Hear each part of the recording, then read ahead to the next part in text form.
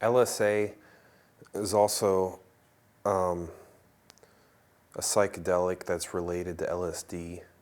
In fact, LSA stands for lysergic acid amide, and LSD is lysergic acid dithylamide, so it's very similar in chemical composition. And you know, for me, like, I was always looking for another fix, you know, easy way to get drugs. And, you know, I found that in morning glory seeds. And, you know, those contain LSA. And, you know, I had one good experience with, you know, the morning glory seeds where, you know, I had found a way to extract the LSA, and, you know, it was a good experience. You know, before that, like, I had bad experiences where I would just digest the seeds and I get extremely sick and all that stuff, and it was just not a good, pleasant experience. But I did experience a good experience when I extracted it. Now, from there on out, like, when I had that good experience where I saw colors and I had a good body high, you know, tingling and all that, you know, I wanted to come back to that. You know, I wanted to feel good again. And this, you know, relates back to our topic of one-hit wonder, you know, where I've had that good high, that good trip, but I want to get back to that. So from then on out, I just went crazy with, you know, trying to get back to that. So I grew my own morning glory flowers, and I would harvest the seeds, and, you know, I'd order all the stuff off the internet. And, you know, I went so far as to, like, going around my neighborhood and finding people's morning glory plants and then going on their property and actually picking the seed pods.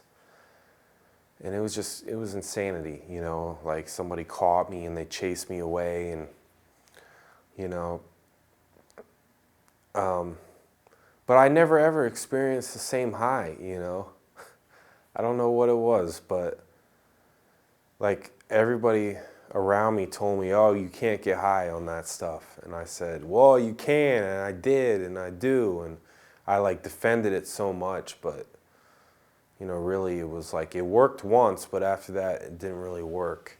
And, but I still, like, took all these seeds, and it was just ridiculous and pathetic.